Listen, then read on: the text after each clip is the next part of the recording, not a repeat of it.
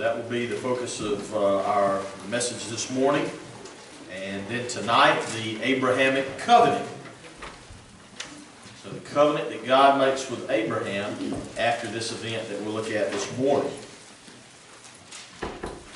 So as you're turning there, these are the big events that we've covered so far. The creation of the universe, the creation of man. And then the fall of man, there in the garden. The demonstration of that, or the effect of that fall, with Cain killing his brother. And then last Sunday, the flood, Noah, the life of Noah, and the flood. A lot of big events right here at the beginning of the book. And so if you missed that on the flood, last Sunday night I gave some details about the flood account. And by the way, what I have just given you, including what we'll look at today, the incident at the Tower of Babel, first 11 chapters of the book of Genesis,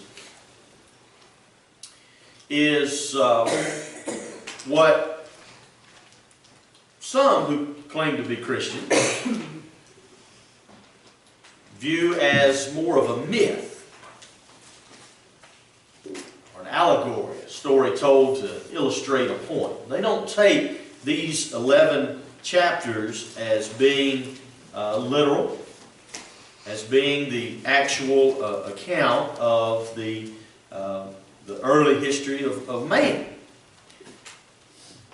And so, of course, I present to you just the opposite, the very opposite of that, and stand firmly in that. What I present to you is what we would call a biblical worldview. A biblical worldview. These first 11 chapters are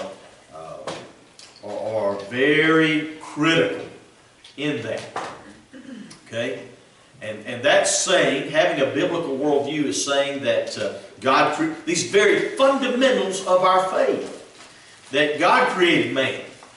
God created the universe. God created man. Therefore, God has a plan for man. We find a purpose in that, a sense of purpose in that. Life is valuable, therefore, as a result of that. Why do we value the life of others? Because they're created in God's image. And of course, we see that later on in Scripture, right? But that goes back to the Genesis account. God created man in His own image. And so